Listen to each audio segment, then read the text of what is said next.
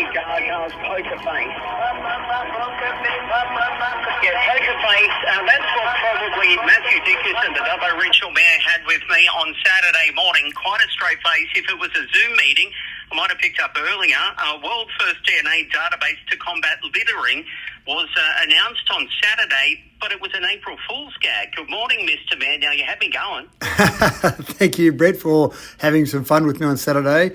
It's actually an interesting one. I like to do an April Fool's Day joke each year, and I do think quite seriously about a variety of different things to do, but I try and have some sort of message in there. So last year, for example, we did do an April Fool's Day gag about having a non-EV tax in the CBD.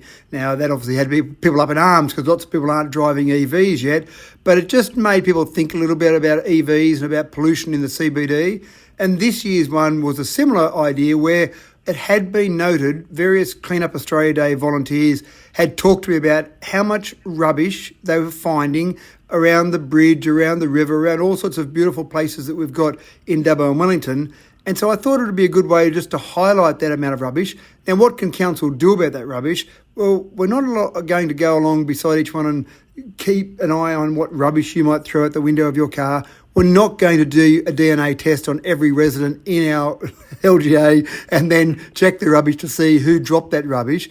But I suppose the idea was I wanted people just to think about it. Just don't drop the rubbish out. Imagine if you could have it tracked via your DNA to see exactly who dropped that rubbish. Would that stop you from dropping the rubbish? Well, maybe you should just not drop the rubbish in the first place then, whether or not there's a DNA test. So it was a joke. It was a bit of fun, but also had a serious message there. And Matthew Dickinson, I know that there was a bit of outpouring after there was a clean-up group or two helping down at the riverbank, and they found all of those syringes there near the LH Ford Bridge, not the Ceresia, the LH Ford Bridge. So it is one of those important things that if we just sort of can do what we can do, by dropping our rubbish instead of on the ground into the bins, well, that's got to help. And with all of these floods, I mean, the river system is just choked. Yeah, that's exactly right. And it is. It's the whole concept you're talking about there about syringes, about rubbish. The Clean Up Australia Day volunteers do a great job, but there are other people who go along and voluntarily just pick up some rubbish as they see it along the riverbank and do some great work there. But my dream is that we don't need those volunteers because people just don't drop their rubbish. I cannot remember, Brett, the last time, if ever, I just threw a bit of rubbish out the car window. If I was a kid and I did it, my parents would have stopped the car and made me go back and pick it up. So it's pretty easy just to keep hold of your rubbish until you find a bin. It'd be nice if everyone just took that little bit of care and thought about the other people that are doing the cleanup. Well, maybe we just don't throw it out the window in the first place. Yeah, and Councillor Josh Blake was going to bring that up at one of the council meetings, and he also was down there cleaning up, just for himself to help out. But of course, as we know, he's the Labor candidate to the state election that's just passed. What was did that get brought up at the committee meetings, what you can do to help with that sort of thing down there, especially on the side of the homelessness as well? Not anything in relation to the rubbish. I mean, it was an issue that all councillors are aware of. We did receive some emails from some of those Clean Up Australia Day volunteers highlighting that rubbish just with some photos. Even around the car park down in Wellington, they did some clean-up work around the car park of some of the supermarkets down there. And again, you're in a car park. You can't be too far from a rubbish bin when you're in a car park. Surely you can walk that extra 50 metres and drop that rubbish in the bin or drive your car that extra 50 metres. So it wasn't actually discussed there at those committee meetings, but all the councillors are certainly aware of it from the emails that we received from some of those volunteers. All right. Well, maybe something can be done about that because obviously it goes hand in hand with, I think, the homelessness. I mean, we've even got someone that's parked out the front here in Carrington Avenue, as you know, that's homeless in their car, and they've been there since Christmas, and it doesn't seem like anything is happening with them. So, I mean, it's right front and centre on our doorstep, isn't it? Yeah, you're right. And homelessness is another interesting one. This is one of those really challenging ones. People would like council to be able to solve every problem, and I would love to be able to solve every problem for residents. But unfortunately, we've got the Local Government Act 1993 to work under, and that gives us certain things that we're responsible for and certain things that we're not. we do have three levels of government in Australia. We've got federal and state and local government. And there are things that, again, as much as we might want to fix problems at other levels, we just simply don't have the power or the responsibility. And so the Reserve Bank, for example, chooses what interest rate we might have as a base interest rate. I've had people ask me to fix interest rates. I've had people ask me to fix the superannuation tax that's occurring or that's going to be occurring shortly from the federal government, a whole range of issues, but we can't solve those problems.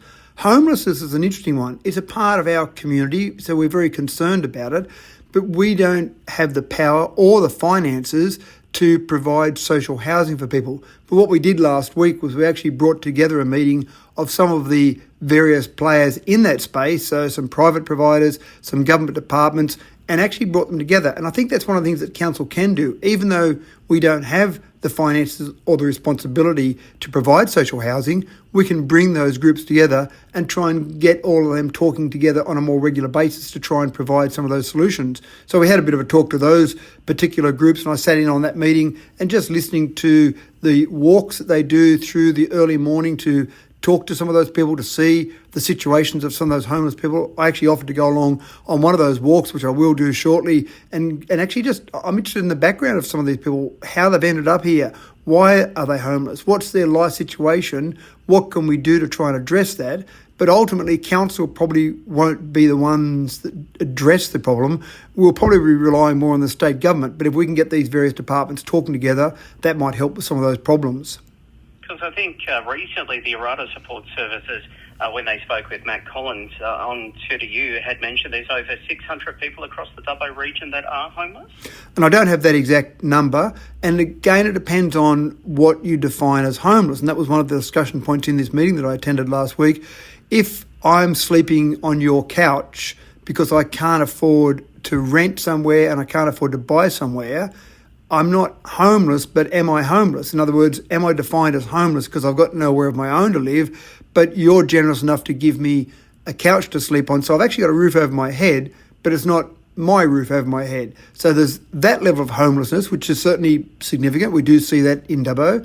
And then there's the next level of homelessness, which is I can afford a car and I can sleep in my car. So I'm out of the weather, but it's not that pleasant to sleep in my car, but at least I'm not being freezing or not battered by the wind in the middle of the night in my car. And then there's the next level, which is I'm literally sleeping under the bridge or out along Tracker Riley cycleway somewhere, and the best I could do is maybe put some branches or leaves over myself, or maybe I've got a bit of tarpaulin I can put over myself. So there are different levels of homelessness, and I don't have the data to tell you whether or not, if Errata Support Services said 600, then I have no reason to doubt that.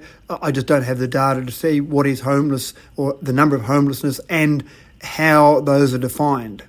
If council is going to facilitate these stakeholders coming together to talk about it more, how often are you going to ask them to come along to the table to talk about this?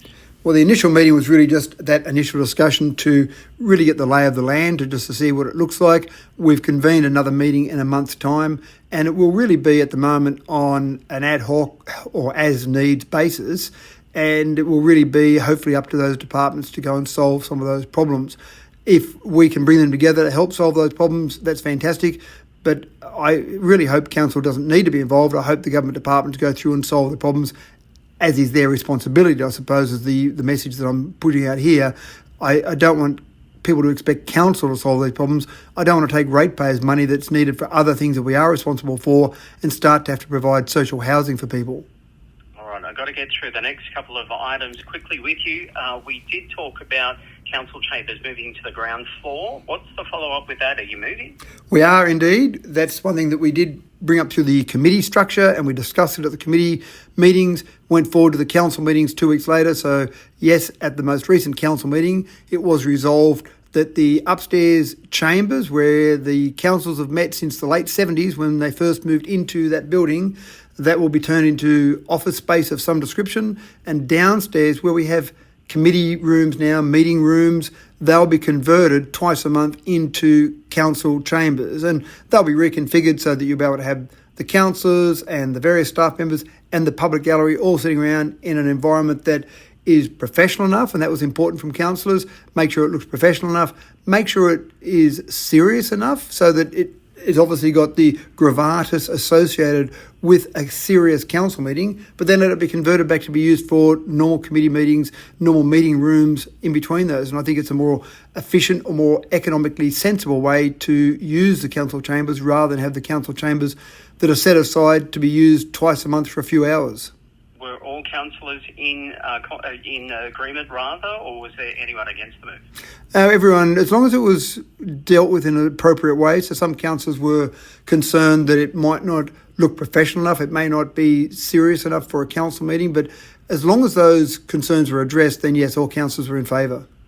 All right, I know that short-term worker accommodation in the local government area was raised to council as well. Tell us about that quickly. This is one thing that we've talked about before, that we estimate there are probably 5,000 people that will be needed in the short term with some of the projects, but that's only information based on a few anecdotes, and the plural of anecdotes is not data. So we actually engaged a company to go out and find the data as best as they possibly could, and so the number they came up with was over 6,000. I mean, we're talking about potentially 250 people will need for inland rail, 120 for our regional rail maintenance facility, the renewable energy zone, 3,900, the list goes on.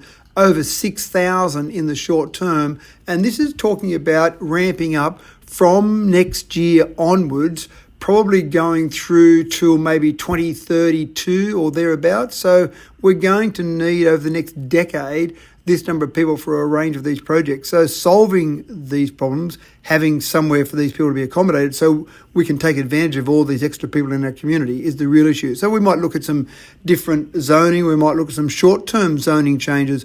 The low-density residential might be able to be medium-density residential for a short period of time. Industrial areas might have some residential people living there. So there's a whole range of different approaches that we'll take to try and solve that problem. But it also highlights the issue to developers who will be the ones who ultimately solve this problem for us. Matt, there's lots of things I want to talk to you about. One of the other important things is how is Council going to help Macquarie Conservatorium of Music into the future of having a location so they can be stable to help these kids learn music from now on?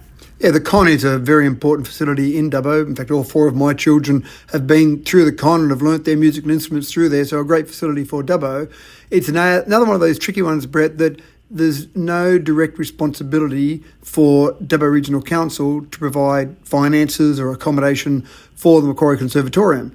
But as being members of the community, we certainly don't want to lose the conservatorium. So we'll work with the board of the conservatorium to try and help them find some accommodation. I don't think it's reasonable that we find accommodation for them that is council owned and then we give it to them for free or give it to them below market rent. But certainly we can help facilitate finding somewhere for them. The Department of Education told them about 3.5 years ago they would have to move out of their current premises, but they haven't found anywhere else to move into yet. And that's something that we're committed and we resolved at council to help them go through that process, because it's a pretty difficult thing to go and find some accommodation. Dubbo is absolutely booming at the moment, and we've got lots of various businesses that are moving into commercial premises. So our commitment is to help them find somewhere. It may be somewhere that council owns, it may not be, but again, just helping them find somewhere to move into is important. All right, the other items I wanted to talk about, I'm out of time so I can't, but thank you for your time. We'll catch up in a fortnight. Matthew Dickerson, Dubbo Regional Mayor, thanks and have a good week. Thank you, Brett. At 8:25 this morning here at Zoo Brekkie, this is Harry Styles now, as it was. A very good morning to you from Zoo FM.